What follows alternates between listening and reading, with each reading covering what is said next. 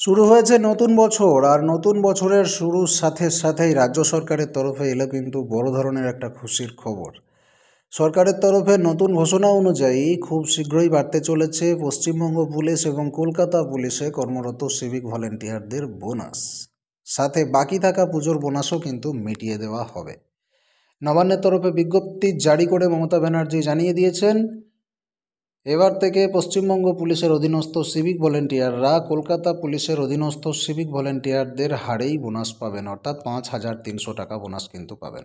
নবান্ন সূত্রে খবর, যে সিভিক ভলেন্টিয়াররা পুজোর সময় বোনাস বাবদ টাকা কম পেয়েছেন, অর্থাৎ বোনাস বাবদ 2,000 টাকা পেয়েছেন, তাদের সবাইকে আরও অতিরিক্ত 3,300 টাকা দিয়ে দেওয়া হবে। তবে যারা 5,300 টাকা বোনাস পেয়েছেন তারা আপাতত আর নতুন করে কোনো বোনাস পাচ্ছেন না, আবার পাচ্ছেন পুজোর সময়।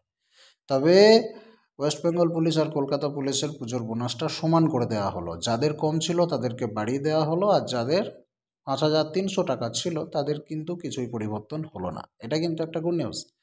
সিভিক ভলেন্টিয়ারদের মধ্যেও যে দ্বিচারিতা তৈরি হচ্ছিল, একটা ভেদাভেদ তৈরি হচ্ছিল, যে কারণে প্রচুর আক্ষেপের মধ্যে ছিলেন সিভিক ভলেন্টিয়ার দাদাভাইরা, বন্ধুরা, তার সঙ্গে সঙ্গে রাজনৈতিক কুটকচালিও শুরু হচ্ছিল। সেটাকে কিন্তু চুপ করানোর জন্য মুখ্যমন্ত্রী মমতা বন্দ্যোপাধ্যায়ের এটাই সিদ্ধান্ত যে এটাকে নিয়ে আর যেন কুটকচালি তৈরি না হয়, সবার বোনাস সমান।